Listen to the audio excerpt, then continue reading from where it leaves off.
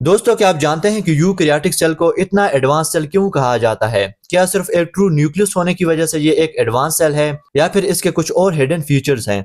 आज की इस वीडियो में हम इसके जितने भी इंपॉर्टेंट पॉइंट्स हैं उनको विद डिटेल हम डिस्कस करेंगे। Let's start it from the cell कि सेल किसे कहते हैं। एज यू नो कि cell is the basic structural and functional unit of life. जो लाइफ है, जो लिविंग ऑर्गेनिज्म है, वो सेल से ही मिलके बने हैं। सेल से टिश्यू बनते हैं, टिश्यू से ऑर्गन, ऑर्गन से मिलके ऑर्गन सिस्टम एंड देन फिर एक पूरा लिविंग ऑर्गेनिज्म बनता है।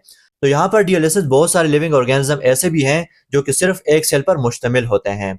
All living organisms are made of cells. Cell is discovered by Robert Hooke in 1665। इसको सबसे पहले किसने डिस्कवर किया था? रॉबर्ट हुक ने डिस्कवर किया था। तो यहाँ पर डियर लिसनर्स, हमारे पास बेसिक दो टाइप्स होती हैं सेल की। एक हमारे पास यूकैरियोटिक सेल होता है जो कि आज की वीडियो में हम डिस्कस करेंगे। इसके अलावा सेकंड हमारे पास प्रोकैरियोटिक सेल होता है जो कि हमने अलग वीडियो के अंदर डिस्कस किया है। अगर ये वीडियो आपने नहीं देखी तो आप देख सकते हैं। तो यूकैरियोटिक सेल के अंदर डियर लिसनर्स, हम सबसे पहले बात करेंगे प्लाज्मा मेम्ब्रेन की, जो कि इस पूरे सेल को क्या करती है? कवर करके रखती है। तो यहाँ पर इन नोट्स के अंदर आप देख सकते हैं कि प्लाज्मा मेम्ब्रेन या सेल मेम्ब्रेन किसे कहते हैं। It is the outer covering of the cell. ये सेल की क्या है? सबसे आउटर कवरिंग है।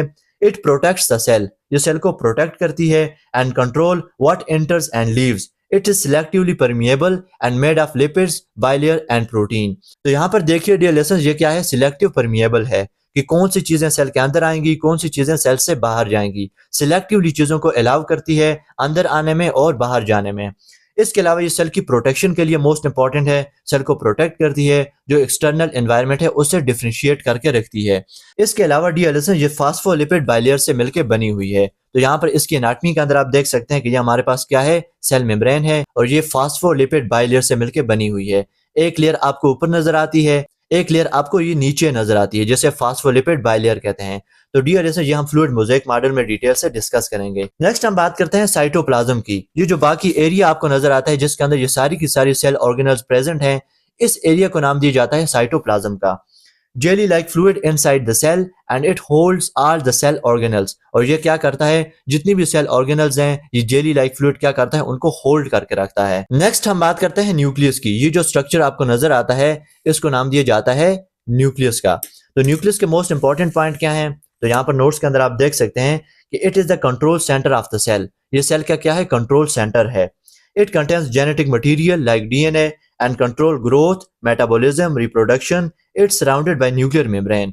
तो डियर लिसनर्स, ये जो न्यूक्लियस है ये पूरे सेल का कंट्रोल सेंटर है। जितने भी सेल के अंदर फंक्शन होते हैं, मेटाबॉलिज्म, ग्रोथ, जितनी भी चीजें होती हैं, सबको ये कंट्रोल करता है। बिकॉज इसके अंदर एक जेनेटिक मटेरियल है जिसे डीएनए कहते हैं और डीएनए ही सारे के सारे फंक्शंस को एक सेल के अंदर कंट्रोल करता है। नेक्स्ट हम बात करते हैं न्यूक्लियोलस की। ये जो आपको होल नजर आता है न्यूक्लियस के अंदर, इसको नाम दिया जाता है न्यूक्लियोलस का।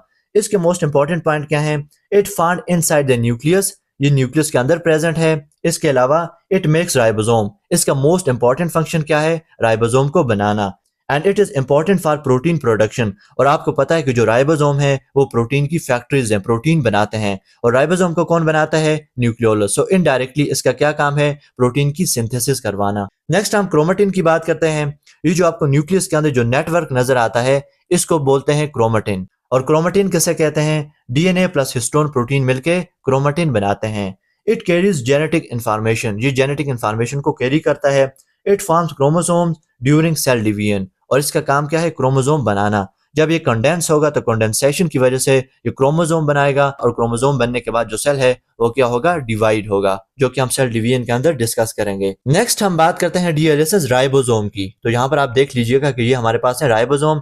इसके अलावा ये जो रफ एंडोप्लाज्मिक रेटिकुलम है, इसके ऊपर जो ब्लैक किस्म के आपको सर्कल नजर आते हैं, ये भी राइबोसोम हैं। तो यहाँ पर देखिएगा कि ribosomes are the protein factories of the cell. They makes protein. इनका काम क्या है? प्रोटीन को बनाना। अब बेसिकली डियर लिसनर्स, राइबोसोम दो तरह के होते हैं, एक फ्री राइबोसोम और दूसरा अटैच्ड राइबोसोम। यहाँ पर आप देख सकते हैं डियर लिसनर्स कि ये जो राइबोसोम आपको नजर आते हैं, ये साइटोप्लाज्म के अंदर फ्री है, किसी सेल ऑर्गेनल के साथ ये अटैच नहीं है। इनको नाम दिया जाता है free ribosome.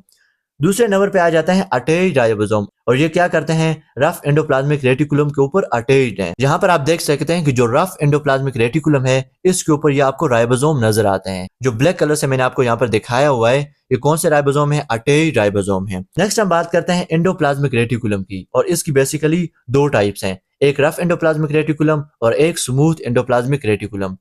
Rough endoplasmic reticulum, जैसा कि मैंने आपको बताया कि इसके ऊपर राइबोसोम प्रेजेंट हैं जो कि प्रोटीन बनाते हैं, इसीलिए इनको रफ एंडोप्लाज्मिक रेटिकुलम कहा जाता है। सेकंड नंबर पे है स्मूथ एंडोप्लाज्मिक रेटिकुलम। इसकी सरफेस के ऊपर आपको यहाँ पर कोई राइबोसोम प्रेजेंट नजर नहीं आता, कोई राइबोसोम यहाँ पर प्रेजेंट नहीं है और इसको स्मूथ एंडोप्लाज्मिक रेटिकुलम कहा जाता है। इसका बेसिक फंक्शन क्या है? इट मेक्स लिपिड्स, ये क्या करता है? फैट्स बनाता है, लिपिड बनाता है, एंड डिटॉक्सिफाइज हार्मफुल सब्सटेंसेस, और सेल के अंदर जो हार्मफुल सब्सटेंसेस हैं उनको क्या करता है? डिटॉक्सिफाई करता है। सो ये इसके बेसिक फंक्शन है। नेक्स्ट हम बात करते हैं गोल्जी अपरेटस की। सो ये जो आपको स्ट्रक्चर नजर आता है यहाँ पे, इसको क्या कहते हैं? गोल्जी अपरेटस कहते हैं। This is Golgi apparatus. इसके बेसिक फंक्शन क्या है? It modifies protein and lipids, it sorts and packages them, it sends them to different parts of the cell. तो ये क्या करता है? प्रोटीन की पैकेजिंग करता है और सेल के अंदर क्या करता है? उसकी ट्रांसपोर्टेशन का काम करता है। अगर प्रोटीन एक जगह से लेकर दूसरी जगह उसको ट्रांसपोर्ट करवाना है तो वो बेसिकली गोल्जी अपरेटस का काम है, और इसीलिए डियर लिसनर्स इसको post office of the cell भी कहते हैं। नेक्स्ट हम माइटोकॉन्ड्रिया की बात करें तो ये आपको माइटोकॉन्ड्रिया नजर आते हैं, बहुत सारे यहाँ पर आपको माइटोकॉन्ड्रिया नजर आते हैं सेल के अंदर। आपको पता है कि mitochondria is the powerhouse of the cell. ये एटीपी बनाता है, इसके ऊपर सेलुलर रेस्पिरेशन होती है, and it also has its own DNA, और इसका क्या है? अपना डीएनए है। तो फर्दर वीडियो के अंदर डियर लिसनर्स हम एक एक सेल ऑर्गेनल के ऊपर पूरी डिटेल से वीडियो लेके आएंगे, लेकिन यहाँ पर जो बेसिक इंफॉर्मेशन है हम उसी को डिस्कस करेंगे। नेक्स्ट हम लाइसोसोम की बात करें तो इट कंटेन्स डाइजेस्टिव एंजाइम्स। इसके पास डाइजेस्टिव एंजाइम होते हैं जो कि वेस्ट मटेरियल को, सेल के अंदर जो वेस्ट मटेरियल है और जो डेड सेल ऑर्गेनल्स हैं उनको डिस्ट्रॉय करता है, सेल के अंदर से खत्म करता है। इसीलिए इसको suicide bag of the cell भी कहते हैं। नेक्स्ट हम वैक्यूल की बात करते हैं। ये जो स्ट्रक्चर आपको नजर आता है इसको वैक्यूल कहते हैं। It is large in plants. Plants के अंदर आपको पता है कि ये लार्ज होता है, लेकिन एनिमल्स के अंदर अगर ये प्रेजेंट है तो इसका साइज क्या है? स्मॉल है। और इसके बेसिक फंक्शन क्या है? ये वाटर को स्टोर करता है, फूड को एंड वेस्ट प्रोडक्ट को क्या करता है? स्टोर करता है, एंड मेंटेन्स वाटर बैलेंस, और सेल के अंदर जो वाटर है उसका बैलेंस बना के रखता है। सो डियर लिसनर्स, ये था हमारे पास आज का वीडियो जिसमें हमने सेल को डिस्कस किया। नेक्स्ट आने वाली वीडियोस के अंदर हम एक एक सेल ऑर्गेनल को डिटेल से डिस्कस करेंगे। सो नेक्स्ट वीडियो तक के लिए इजाजत दीजिएगा। Thank you so very much. Allah Hafiz.